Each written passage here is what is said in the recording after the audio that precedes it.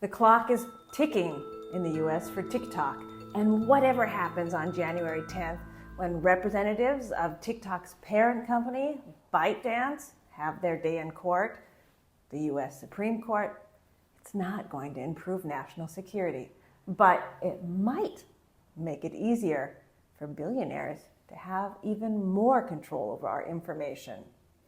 I'm Dr. K. I'm a political scientist. I have over 100,000 followers on TikTok, and usually I look at how information is shared.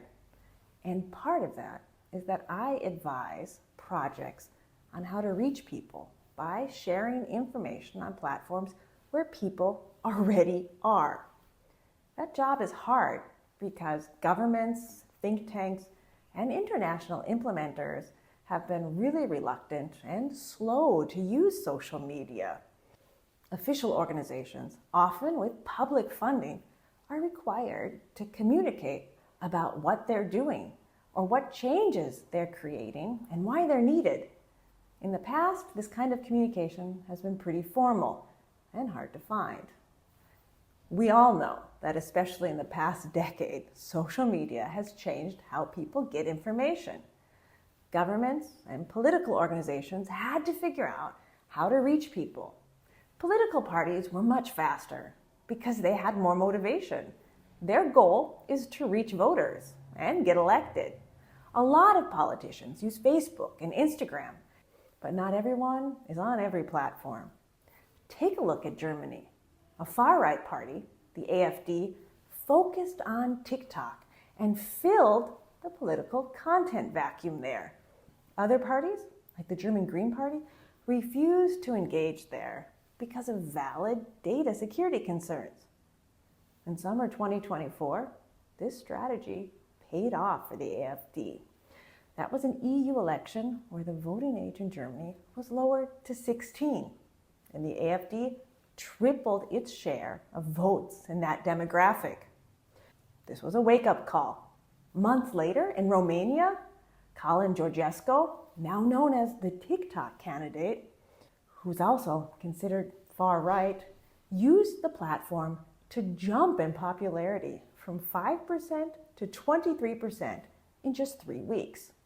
Romania's constitutional court nullified the election and ordered a new vote, seeing the platform's role as manipulation. There's no denying the effect TikTok can have. We saw this in 2024, which was a huge year for global elections, with political social media managers juggling phones because in places like the EU, the UK, the US, and Australia, TikTok is banned on government phones.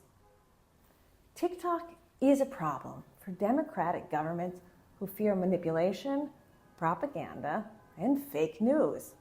It's a problem for political parties who need to catch up with often far-right populist politicians' followings. And these problems are tied to data protection and national security. What you need to be watching for is the different ways countries are dealing with these concerns. Security. U.S. lawmakers and the judges ruling on the case up until now think the app gives the Chinese government a backdoor into private information, and it's a powerful propaganda tool. But this move in the U.S. doesn't seem to be about fighting propaganda. It's about who controls it. Strangely, in the week running up to the U.S. court ruling on TikTok, Facebook announced it would stop using fact-checking, a platform that had such lax security that something called psychographic profiling was done literally on millions of its users in 2016. That's a technique to try to understand why people do things, buy things, vote a certain way. Information that can be used to shape political opinions. The move by Facebook was seen as okay because it's a US company, and there's an argument that there's more control over Facebook in the US, and it's not a national security risk. For Facebook, if TikTok gets banned, it's going to try to fill the gap. It already copied the format in 2021 with Facebook Reels, and it's trying to use an algorithm more like TikTok's that's interest-based and doesn't prioritize content from your social circle like it has in the past. Facebook will also make more money, not necessarily from new followers, but with no more fact-checking, they can accept more ads.